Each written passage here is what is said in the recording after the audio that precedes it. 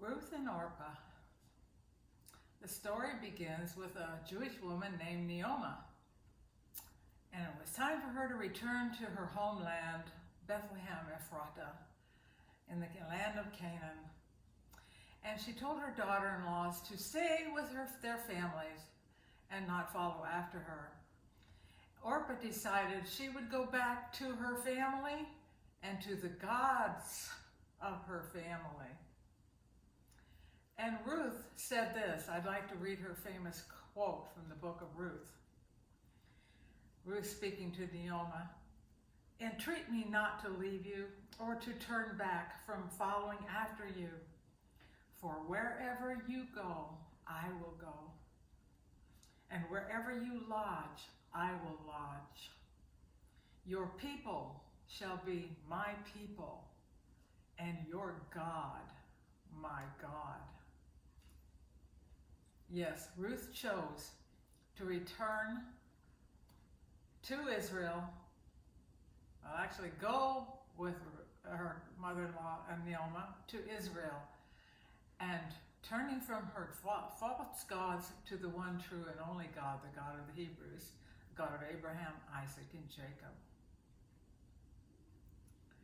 Two daughter-in-laws. Down through history then, the great grandchildren of Orpah were the giants, the giant Goliath and his brothers.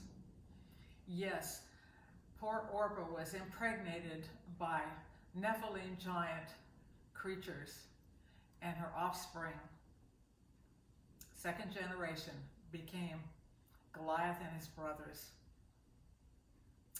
And through Ruth, right there on the hills of Bethlehem, came King David. And 1,000 years later after that, came our Messiah, Jesus, Yeshua, through the lineage of Ruth. Two women.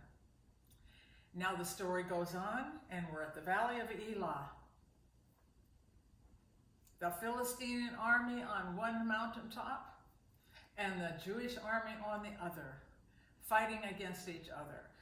And the Philistines were throwing curses out against the Jews' God.